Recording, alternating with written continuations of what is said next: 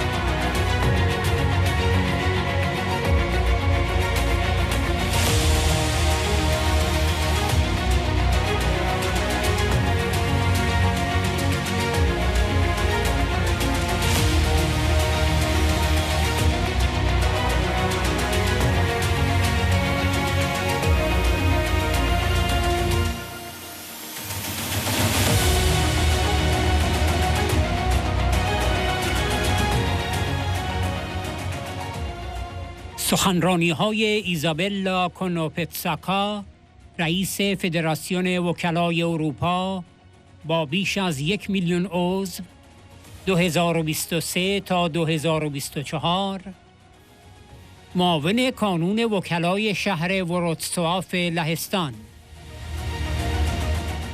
آلکساندر آکاستا وزیر کار آمریکا 2017 تا 2019،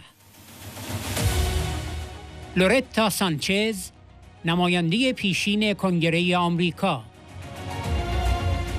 آنتونیو لوپز استوریسوایت عضو کمیته رؤسای هیئت‌ها در پارلمان اروپا از اسپانیا، دبیر کل احزاب مردم اروپا 2000 تا ژوئن 2022. 30 ژوئن 2024 10 تیر 1403.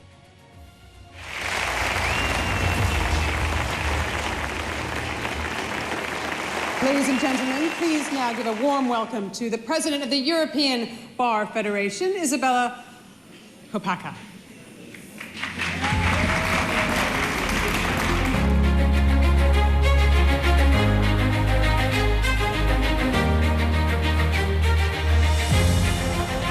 ایزابلا کونوپتساکا، رئیس فدراسیون وکلای اروپا با بیش از 1 میلیون عضو 2023 تا 2024. فدراسیون وکلای اروپا به طور متحد مقامات دولت ایران را به خاطر برگزاری محاکمات قلابی علیه مخالفان ایرانی محکوم می کند. این به سخره گرفتن عدالت و خاموش کردن صداهای مخالف از طریق ترس و ارعاب است. جامعه بین المللی وکلا نباید نقض‌های خونین حقوق بشر توسط رژیم ایران و سوء استفاده‌های ابزاری از فرایندهای قانونی را نادیده بگیرد.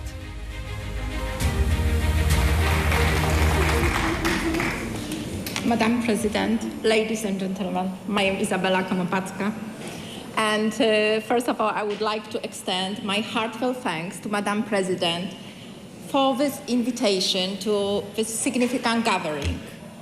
Today, I will be speaking on behalf of the European Bar Federation, organization that represents around 1 million lawyers from the Council of Europe.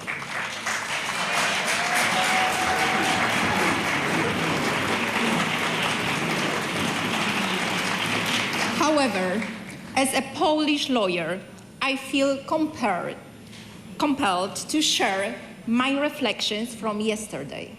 Witnessing the crowds in Berlin demonstrating against the Iranian regime instantly brought to my mind the historic fall of the Berlin Wall.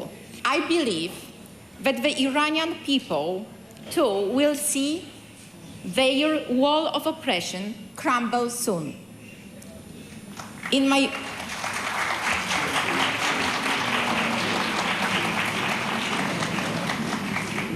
In my recent audience with Madam President, I was immediately struck by her dedication, courage, and intellect. Her leadership is truly remarkable.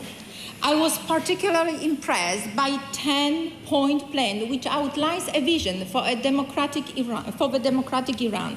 The principles are fundamental to any democratic state and are the very values that we in the European Union very often take for granted. Today, we find ourselves at a crucial moment in the struggle for justice and human rights. It is deeply troubling that despite clear evidence of severe human rights abuses, some governments choose to remain silent. Governments, politicians may hesitate to support the opposition to the regime, fearing the consequences of defying an oppressive regime. However, I want to assure you that lawyers committed to justice and the rule of law cannot and will not stay silent in the face of injustices committed by the Iranian regime.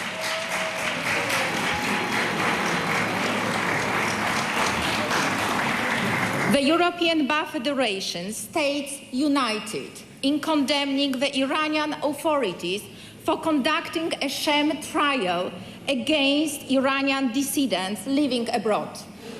This mockery of justice is not only an affront to the very essence of justice, but also a blatant attempt to stifle dissent and silence opposition through fear and intimidation.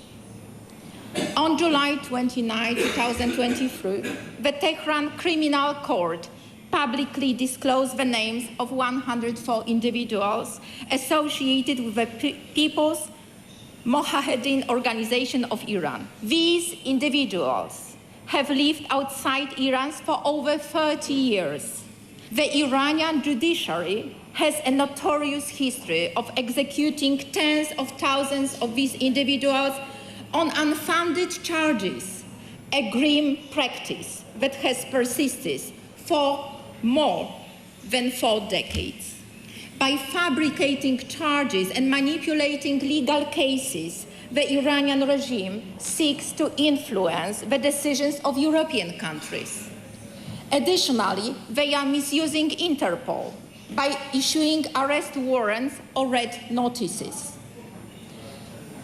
for these 104 individuals. Interpol must reject these red notices outright and publicly denounce the misuse of its mechanism. As an international police,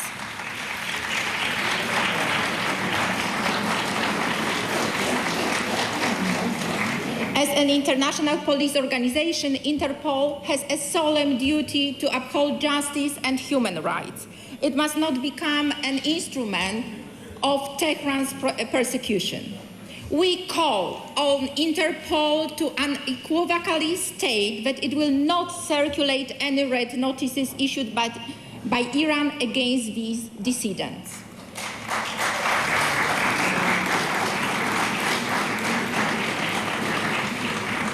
The international community of lawyers must not ignore the Iranian regime's blatant violation of human rights and its manipulative use of legal processes to further its political objectives.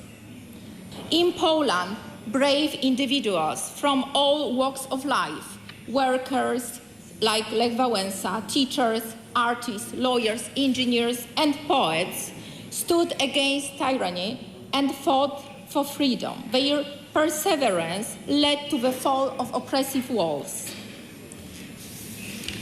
One of the voices of resilience was our esteemed Nobel Prize winner, Czesław Miłosz. Reflecting on his profound words, I would like to address Tehran's regime. You, who harmed a simple man bursting into laughter at the crime, do not feel safe. We will remember.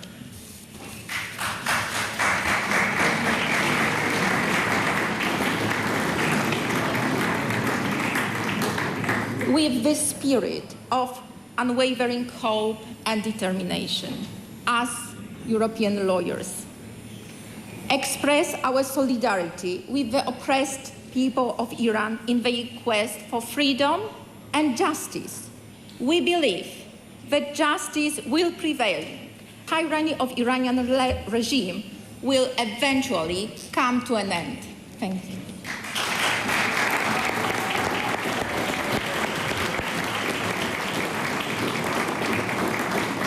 Our next speaker has traveled here from the United States, a dedicated public servant and former U.S. Secretary of Labor.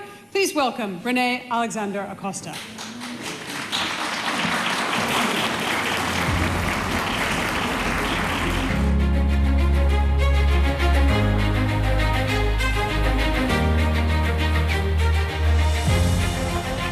آلکساندر آکاستا، وزیر کار آمریکا 2017 تا 2019. شما یک دولت سایه سازمان یافته، دموکراتیک و آزموده شده در نبرد را ارائه کرده اید. شما آنچه رهبری ایران آزاد میتواند باشد را به نمایش گذاشته اید.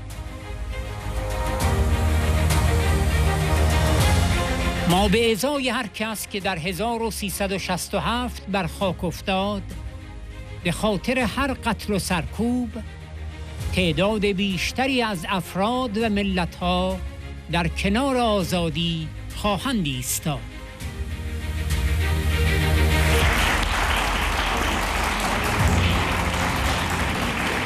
I'm honored today to stand in solidarity with the many attendees here at the Free Iran Conference.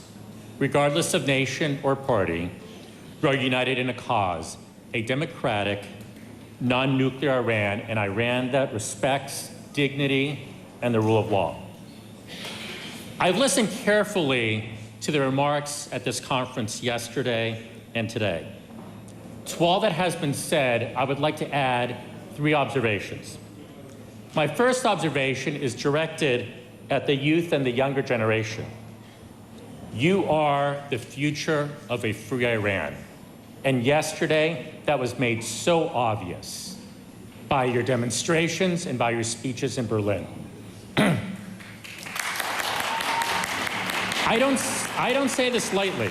The willingness to sacrifice, the pride of heritage that's been passed down from father to son, mother to daughter, to their children and their children's children, was clearly showcased. I was inspired by their words, and I want to highlight some of the words that they said because they were so powerful. One of the speakers said, and I quote, "We are a continuation of the firm believers of freedom that were murdered in 1988. Imagine someone around 20 standing up and saying that. Another said, "We are fighters. We are a continuation of the sacred struggle." This is your youth. And these are not mere words. Alongside the speeches, we've witnessed more than 20,000 acts of resistance, most from the younger generation, and we witnessed the photos of young men and women fallen for freedom in 2022. You, the younger generation, honor and carry forward the sacrifice of your parents and grandparents. And it is because of you that Iran will be free.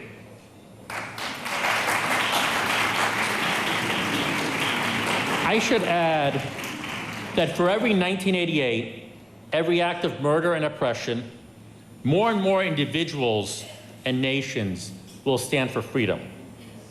See, regimes believe that atrocities are a source of strength, but in truth, they reveal weakness. They reveal to children and children's children why their parents and their grandparents stood against that regime. And they motivate more and more young people to stand in opposition, to ask a clear choice. Do you believe in tyranny and repression or freedom and dignity? My second observation is this. I've heard the word resistance many times at this conference. NCRI and its members are certainly resolute and effective as a resistance. But I'd like to gently suggest that you're so much more.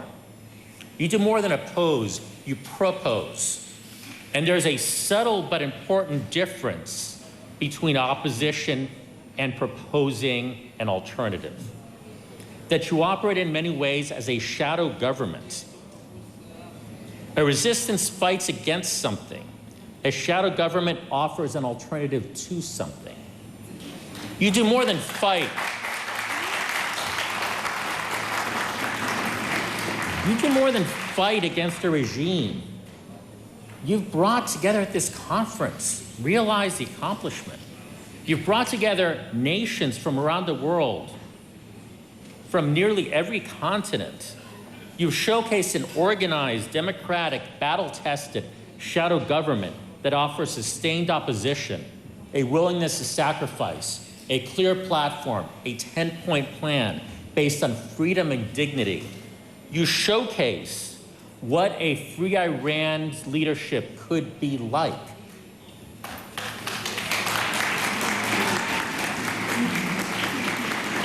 My third observation is obvious but important, and it's been talked about already, but I want to emphasize it. Appeasement does not work.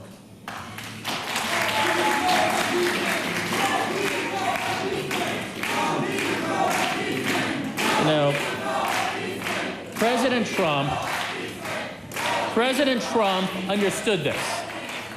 President Trump stood up and canceled the Iran nuclear deal. And in doing so, he deprived the regime of billions and billions of dollars that could have otherwise been used to spread terrorism and to support internal oppression. President Trump designated the Revolutionary Guard as a terrorist organization. Now, that had never been done. That had never been done against a government before. And those weren't mere words or labels. In the United States, that designation carried with it the highest level of sanctions across the board, not just for the regime, but for companies and individuals doing business with the regime. Those sanctions work. And unfortunately, the American government just had to stay the course. They had to take no actions and keep those designations and sanctions in place. But instead, more recently, they've chosen to shift back to the old ways. That must end.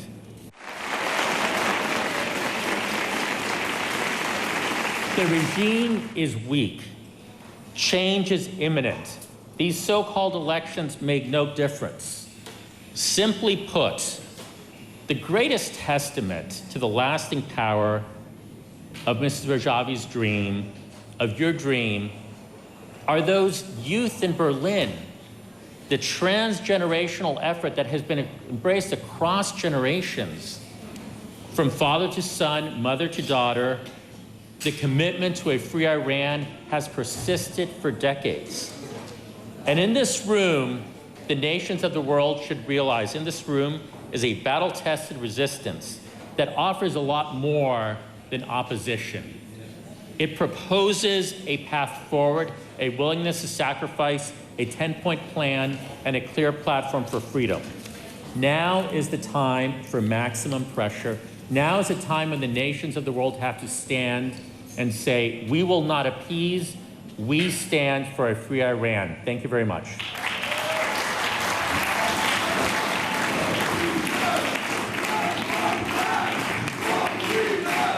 Now, here from my home state of California in the U.S., very pleased to welcome former member of U.S. Congress, Honorable Loretta Sanchez.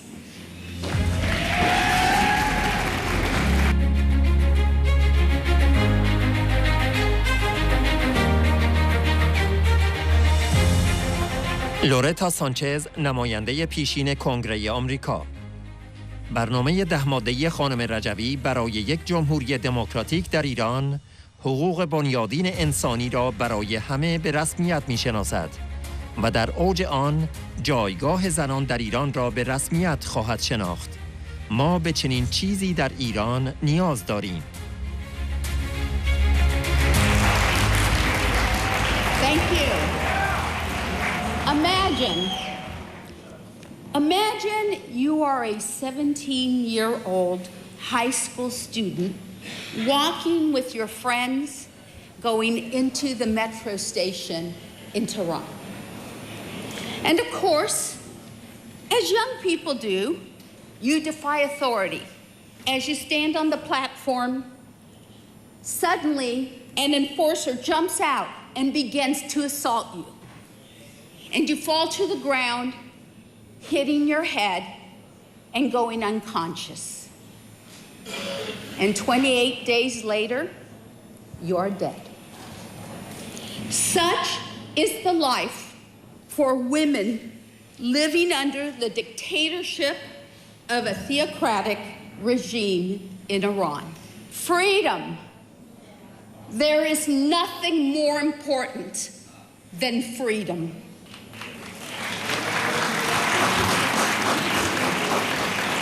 Freedom to mourn your loved ones. Freedom to assemble and to protest against the wrongs of your government. Freedom to report the truth. Miriam Rajavi knows about standing up for human rights. She knows that it takes courage to fight for freedom. Just as all of you in this audience in Berlin and around the world watching are freedom fighters.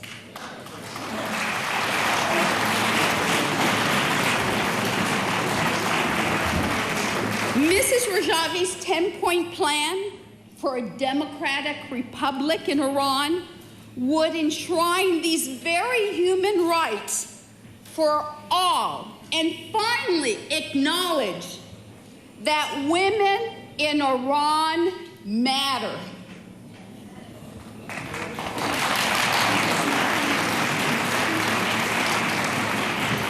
Point two of your plan: freedom of speech, freedom of political parties, freedom of assembly, freedom of the press and the internet.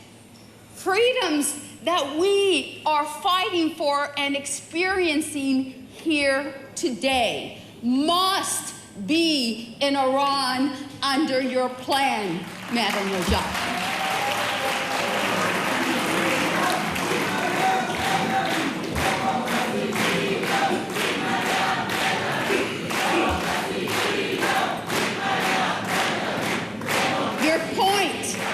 Your point number 5, the one which I feel so deeply today: complete gender equality in politics, socially, culturally, economically, and equal participation of women in the political life.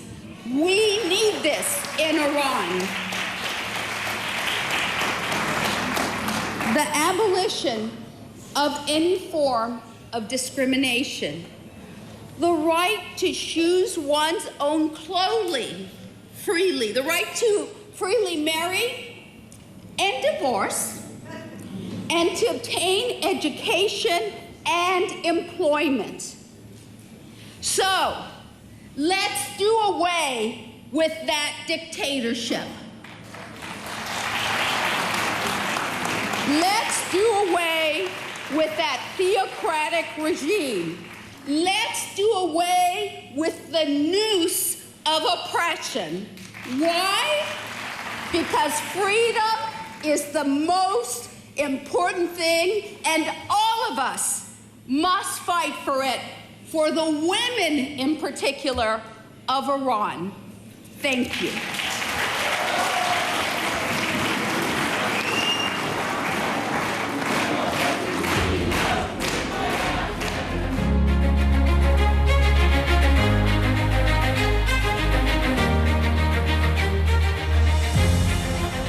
آنتونیو لوپز استوریسوایت، نماینده پارلمان اروپا از اسپانیا. من در همبستگی با مردم ایران می ایستم و فراخوان آنها را برای اتخاذ یک سیاست قاطع در مورد ایران بر اساس به رسمیت شناختن آلترناتیو دموکراتیک به رهبری شورای ملی مقاومت ایران و خانم مریم رجوی تکرار می کنم.